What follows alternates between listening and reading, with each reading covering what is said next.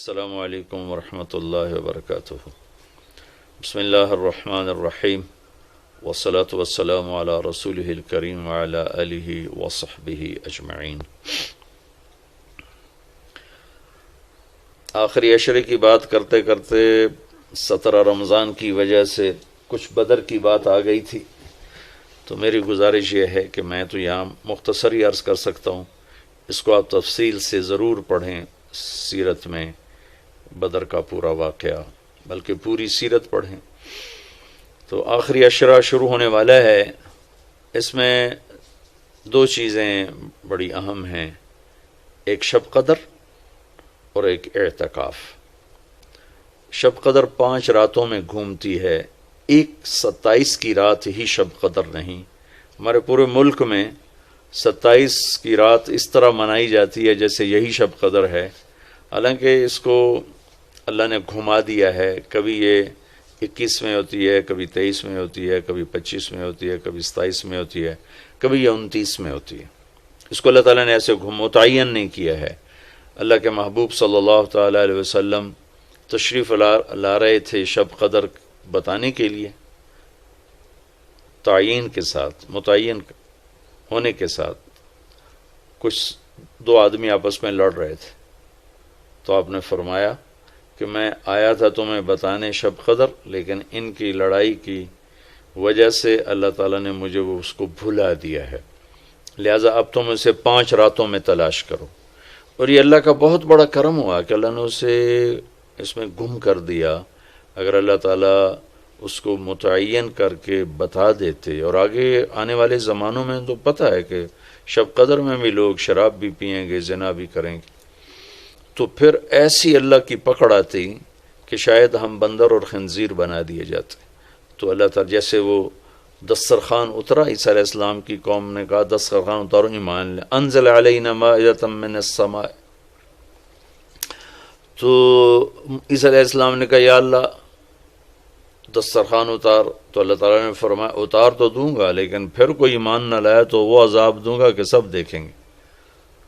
تو دسترخوان اتارا، پھر بھی لوگ ایمان نہیں لائے، سوائے چند ایک کے، تو اللہ نے باقیوں کو خنزیر بنا دیا۔ تو شب قدر متعین ہوتی اور لوگ شرابیں پی رہے ہوتے، جوا کھیل رہے ہوتے، ناچ گانا کر رہے ہوتے، تو پتھر برسنا یا بندر خنزیر بننا ممکن ہے، ایسا ممکن ہے۔ تو اللہ تعالیٰ نے اپنے نبی کی طفیل اس کو 5 راتوں میں گھما دیا۔ ایک تو 5 راتیں جاگنے سے 4 راتوں کی عبادت اور مل گئی، اور ایک شب قدر مل گئی، اور دوسرا اللہ کی رحمت ہوئی کہ اس کو چھپا رہنے دیا تاکہ اس کی ناقدری نہ ہو، لوگوں کو پتہ بھی نہ ہو، ناقدری نہ ہو۔ آخری عشرہ مغفرت کا، پہلا رحمت، دوسرا مغفرت، اور تیسرا گناہوں سے، جہنم سے آزادی۔ آخری عشرہ جہنم سے آزادی کا ہے۔ نبی پاک صلی اللہ تعالی علیہ وسلم ساری زندگی اعتکاف بیٹھے آخری عشرہ میں۔ بدر کی جنگ 17 کو ہوئی تو واپسی تک رمضان گزر گیا، تو نہیں بیٹھے۔ فتح مکہ رمضان میں ہوا تو یہ 2 سال آپ مدینہ سے باہر تھے، باقی 8 برس آپ مدینہ میں تھے، اعتکاف فرمایا۔ آخری 10 ہجری میں جب 11 ہجری 12 ربیع الاول آپ دنیا سے تشریف لے گئے، 10 ہجری آپ نے 20 دن کا اعتکاف فرمایا، اور جبریل کے ساتھ قرآن کا دور 2 دفعہ فرمایا۔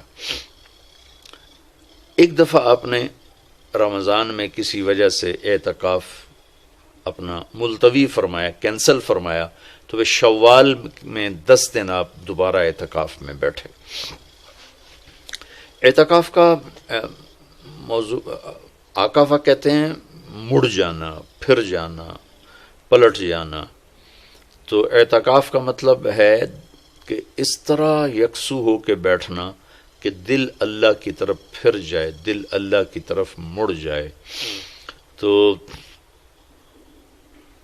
اس لیے 10 دن مسجد کے اندر رہنا اور صرف اللہ سے راز و نیاز اور اللہ کے تعلق بنانے کی کوشش کرنا۔ اللہ کا فضل ہے، ہمارے ملک میں کیا پوری دنیا میں بہت شوق سے اعتکاف میں لوگ بیٹھتے ہیں، جب رمضان گرمیوں میں نہیں تھا تو جانا ہوتا تھا حرمین میں، تو ماشاءاللہ جگہ ہی نہیں ملتی تھی بیٹھنے کی، اتنے اعتکاف کرنے والے لوگ ہوتے تھے۔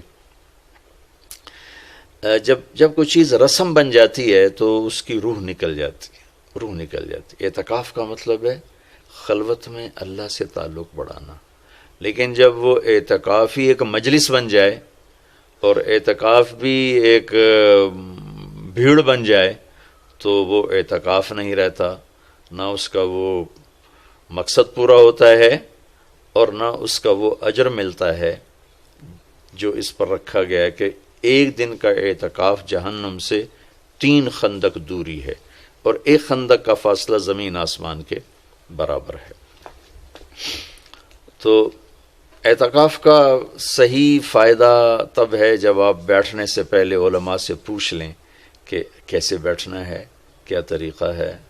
ہاں، میں مسائل تو اتنی تفصیل سے اب یہاں نہیں بتا سکتا، کوئی اتنے لمبے چوڑے مسائل ہیں بھی نہیں۔ مسجد کی پابندی کرنی ہے، مسجد سے بغیر ضرورت کے نکلیں گے تو اعتکاف ختم ہو جائے گا، بس اتنی سی بات ہے۔ ہاں، ایک چیز جو اعتکاف کو بہت زیادہ خراب کر رہی ہے وہ یہ موبائل فون ہے۔ اب ہم جا رہے ہیں کہ ہمارا اور اللہ کا تعلق قائم ہو جائے، اور یہ موبائل نے تو زندگیاں خراب کر دی ہیں، نجی زندگیاں خراب ہو گئی ہیں، تعلق خراب ہو گئے ہیں، اور صحتیں خراب ہو گئی ہیں۔ بہت زیادہ اس کا استعمال ہے ہماری قوم میں۔ میں اتنا پھرا ہوں یورپ امریکہ میں، سوائے ضرورت کہ کبھی کسی کے ہاتھ میں موبائل نہیں دیکھا۔ یہاں دیکھو ہاتھوں میں موبائل پکڑ، 2 موبائل پکڑ کے چل رہے ہیں، کوئی کاروباری بھی نہیں ہے، کوئی بڑے زیادہ مصروف بھی نہیں ہیں، 2 3 موبائل رکھے ہوئے ہیں۔ اس قدر احمقانہ حرکتیں ہیں، گاڑی چلاتے ہوئے موبائل سنتے جا رہے ہیں۔ میرا ایک بہت پیارا دوست اس حادثے کا شکار ہوا کہ سامنے والا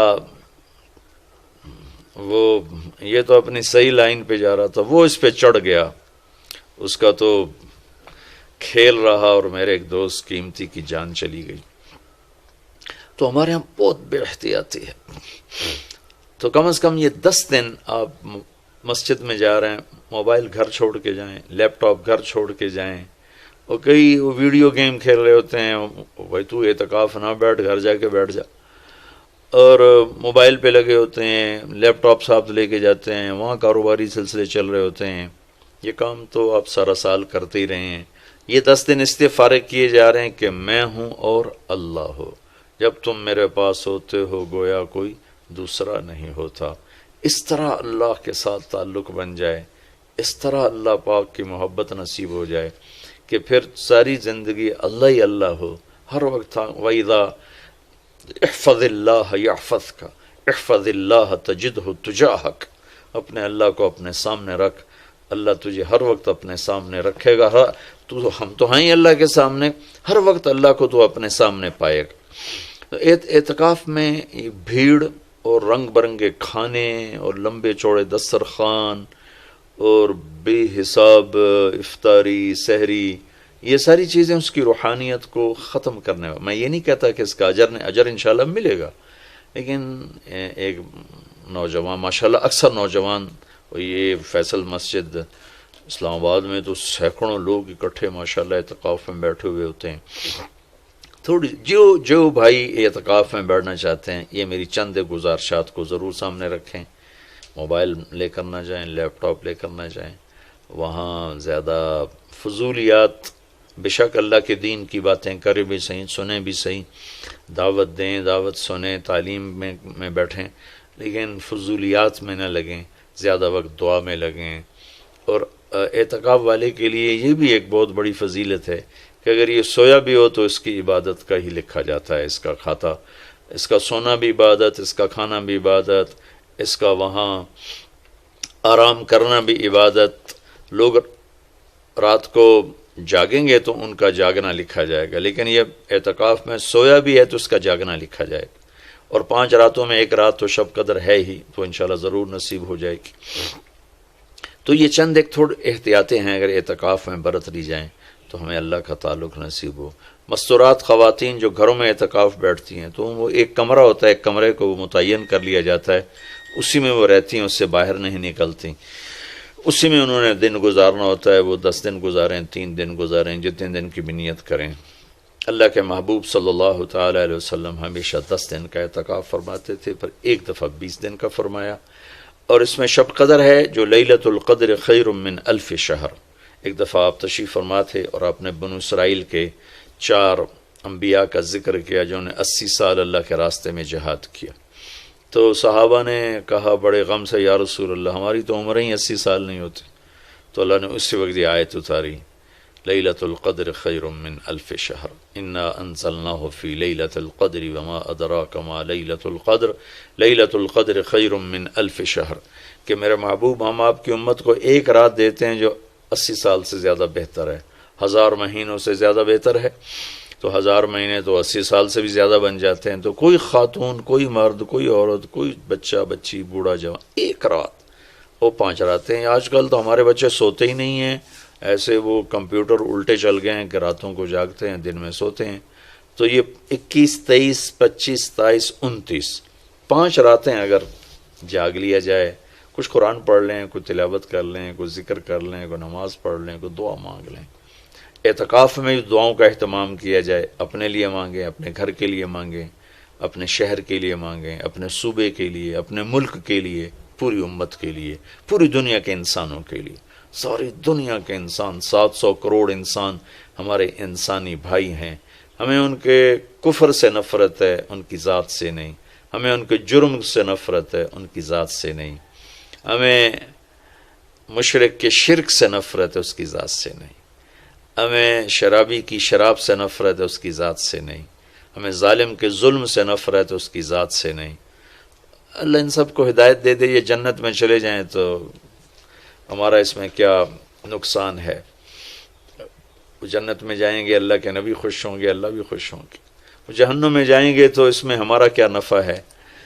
تو ہم تو سب کی ہدایت کی نیت کریں اور سب کے لیے دعا مانگیں، پھر جن کے مقدر میں نہیں ہے تو خود ہی اللہ کا غیبی نظام ان کو صاف کر دے گا، جن کے مقدر میں ہے اللہ تعالیٰ ضرور ان کے لیے خیر کے فیصلے فرمائے گا۔ تو دعاؤں کا اہتمام کیا جائے، اور خاص طور پر اس ملک کے لیے، یہ ہمارا دیس ہے، ہماری پناہ گاہ ہے، لیکن ہمارے اپنے ہاتھوں یہ لٹ گیا ہے، پٹ گیا ہے۔ سازشیں ہیں، فلاں کی سازش، فلاں کی ہوتی ہوں گی سازشیں، دنیا سازشوں کی جگہ ہے اور دنیا مکر و فریب کی جگہ ہے، لیکن میں تو یہی کہتا ہوں تو ادھر ادھر کی نہ بات کر، یہ بتا کہ قافلہ کیوں لٹا، مجھے رہزنوں سے گلا نہیں، تیری راہبری کا سوال ہے، دل کے پھپھولے جل اٹھے سینے کے داغ سے، اس گھر کو آگ لگ گئی گھر کے چراغ سے۔ پورے ملک کی بددیانتی کس کی سازش ہے؟ پورے ملک میں جھوٹ، یہ کس کی سازش ہے؟ پورے ملک میں ظلم و ستم، قتل و غارت، یہ کس کی سازش ہے؟ پورے ملک میں فرقہ واریت کی نفرت، یہ کس کی سازش ہے؟ پورے ملک میں زنا کے اڈے، یہ کس کی سازش ہے؟ پورے ملک میں جوئے شراب کے اڈے، یہ کس کی سازش ہے؟ دفتروں میں رشوت، بدعنوانیاں، یہ کس کی سازش ہے؟ زمینوں پہ قبضے، یہ کس کی سازش ہے؟ عدالت کا بک جانا، وکیلوں کا بک جانا، یہ کس کی سازش ہے؟ سیاستدانوں کا بک جانا، یہ کس کی سازش ہے؟ تمام طبقہ، علماء کا بک جانا، تاجروں کا بک جانا، ذمہ داروں کا بک جانا، کس کی سازش ہے؟ ہے اپنے ہی لگائے ہوئے زخم ہے۔ اس ملک کے لیے ضرور دعا کریں۔ اللہ کے نبی بھی مکے کے لیے دعا فرمائی، مدینہ کے لیے دعا فرمائی، انصار کے لیے دعا فرمائی، اپنے خاندان قبیلے کے لیے دعا فرمائی، اولاد کے لیے دعا فرمائی۔